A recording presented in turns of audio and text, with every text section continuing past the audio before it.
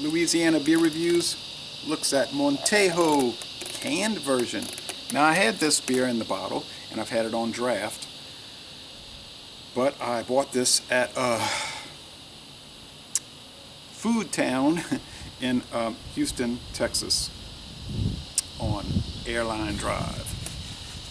Cerveza Clara Montejo since 1900, con orgullo mexicano. It's a product of Mexico, 4.5% alcohol, part of that Import Brands Alliance, Anheuser-Busch InBev. Grupo Modelo, Anheuser-Busch InBev since 2013. It says on the side, beer. If it was stronger than 5%, it would say lager or malt liquor, because it's in Texas. You know, they're kind of peculiar about that. The bottle was okay. The draft was wonderful, and if you watch my video that I did at the brewery for the draft, I was saying, oh, it's most excellent and all, but really I meant it was most excellent in the context of it was 96 degrees outside and warming. It was very, stifling hot, and you're walking around and you're thirsty. So in that context, it was most excellent. Maybe overall, in a normal setting, it would just be okay. But sometimes the context is so important with reviewing and looking at beers, I think, considering beers. So it's been around since 1900, 115 years. It was established in Mérida, Yucatan, by Jose Ponce Solis, and it was named for Don Francisco Montejo, who was the first mayor of Mérida and established the town. Beer Advocate says the beer is okay, like a C, average. Rate Beer says it's like monstrously bad. 3 out of 100 and a 39 out of 100 for the style. So they're saying it's 3% good and 97% bad.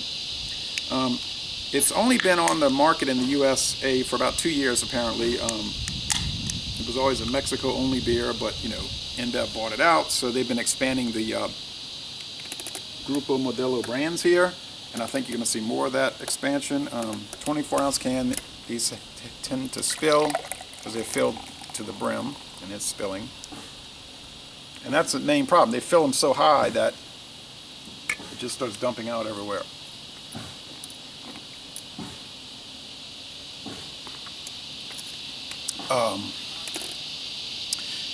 But it's sold apparently in the Southwest.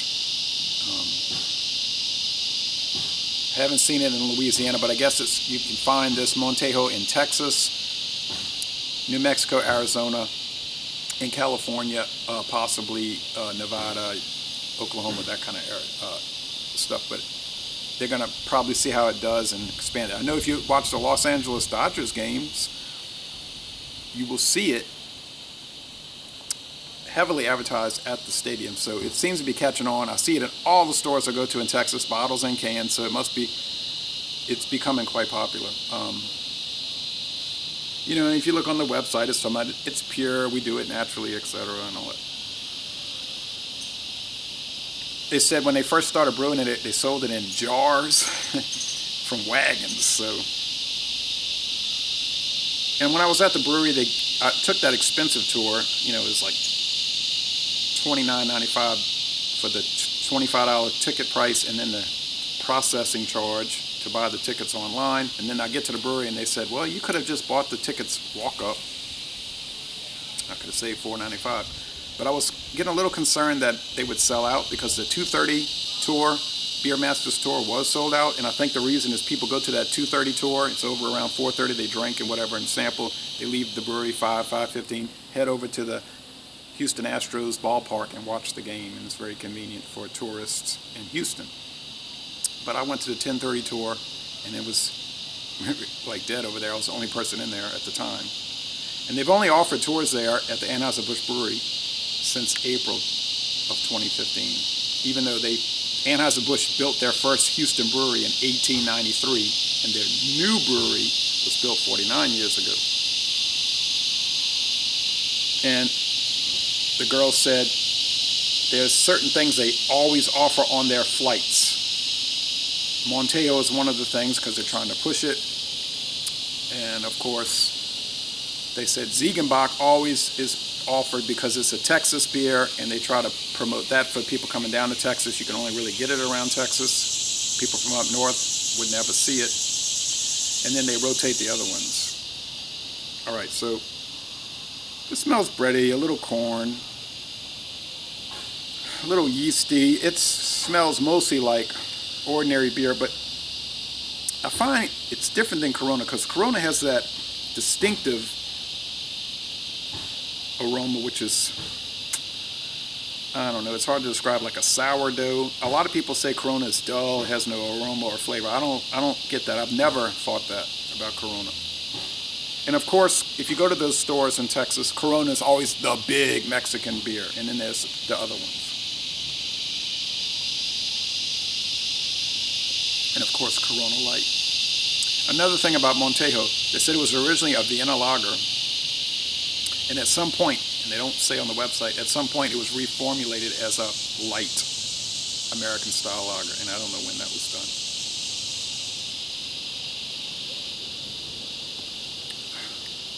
The flavor is very basic lager, American style adjunct lager, okay? If you've had Old Milwaukee, or Pearl beer, or Pabst Blue Ribbon, then you know the flavor. Okay, so this is not going to say, you're not going to drink this and say, wow, it's so distinct, unique, and remarkable. You're going to say, oh, it tastes like a lot of other stuff I've had. So it's not something to seek out or pay extra for or anything like that. But on the other hand, a 3 out of 100 to me is an outlandishly low score. If it was burning hot right now, I would appreciate it more. It's not so hot here at 9:15, so I'm appreciating it less. It is a little on the dull side. The draft version was much better, fuller bodied. It just was more fresh, possibly. Anytime you pasteurize, you do hurt the quality. They talked about that at the brewery. You always want to get it unpasteurized. Generally, that's not possible if you're going to buy it from the store, unless you get a draft pack. So, but how does this beer score?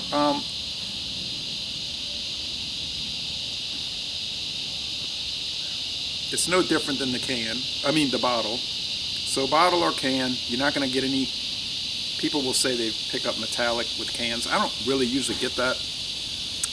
I'm not getting it here. So I would say it's a B. It's good. It's something to try. But aside from that, that's about all you can say. So it's like I've said in the past, upper level mediocrity. You know what I mean? It's ordinary but good. And since it's Grupo Modelo and Anheuser-Busch InBev, you're never going to get a batch that's bad or off or like, what's wrong with this? It's going to be consistent. So, excuse me. For Mexican food or ranchos, huevos, ranchos, something like that, it will go very well. Definitely with spicy food. You will want to focus on spicy food with this beer. One more thing, they said that this brewery in Houston and the breweries down in Mexico, they crisscross. In other words, she said, well, since InBev owns both now, they get the beers coming from Mexico and then they distribute out to Louisiana, Texas, wherever, Southwest. And then they go down and ship their American beers to Mexico, and they do likewise. So it's sort of like an exchange there between those two. So, Les Bon Temps Relais, a good beer. And I'm going to end this review by saying, y'all come on down to New Orleans.